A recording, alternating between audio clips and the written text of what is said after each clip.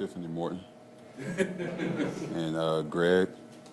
Those two have been like very, very essential on like my comeback from this injury, and then God at the forefront of it all. I've had a lot of nights where I've prayed about this and my recovering and being at where I need to be to help this organization win big games, and it's happened.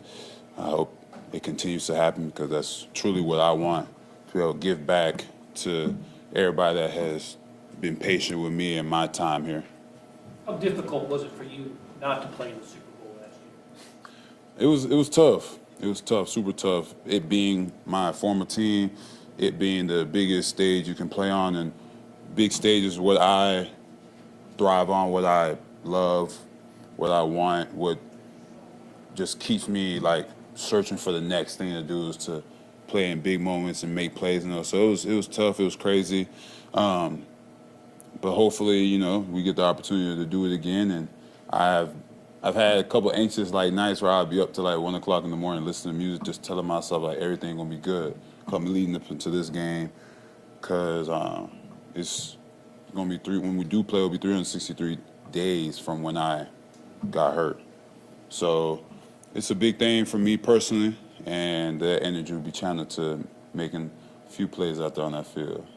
Charles, you knew exactly the days, 363 days. Mm-hmm. Has this been a count in your head internally just since that last game of Baltimore? Somebody mentioned it to me, and then I was like, damn, it has been, like, it's coming up, for real. So I've just been praying a lot, you know what I'm saying, making sure I'm doing everything that I can to be physically up to par for what it's going to take to win this game. I don't know the discipline. A lot of folks talk about Josh Allen and everything he does, but he's got a great line in front of him protecting. What are the things that they do well that make it so difficult to get to him? They work well together. Games and stunts, they man them up, so it's kind of hard to pick them off and do things like that. And they obviously know who their quarterback is, so they know where they're protected at as far as how guys are going to rush. So that's, I think, the biggest thing I see. They have a really good set of tackles. David Edwards, I remember him when we were training in L.A.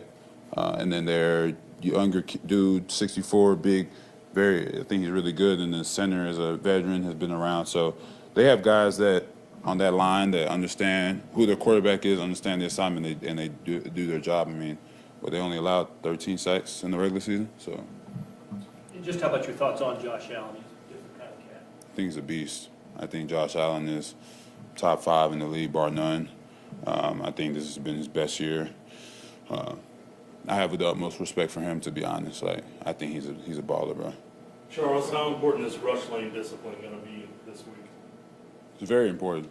I mean, you got to say everybody plays him, but I think I don't think you can just like pitter pat with the line. Then you have to be aggressive but smart at the same time. There's a balance that you got to have. Charles, a lot of people have taken notice of George Karlaftis' motor, so to speak. I wonder what it is you see in him that enables him to do what he does. I think it's more than that. They try to box George in as a motor guy, high effort guy, but he's a skilled rusher. He's a skilled rusher. He knows what he does well and beats guys with it, and he showed up in the playoffs when it matters most. I just tell George, join the party and strip the ball. Yeah, you know what I'm saying? But nah, George is a great player. He can rush, he can play the run, complete guy, can drop. So he's done everything that this organization has asked and has been consistent since he got in. Couple more. Anything else? Thanks, Charles. Appreciate y'all.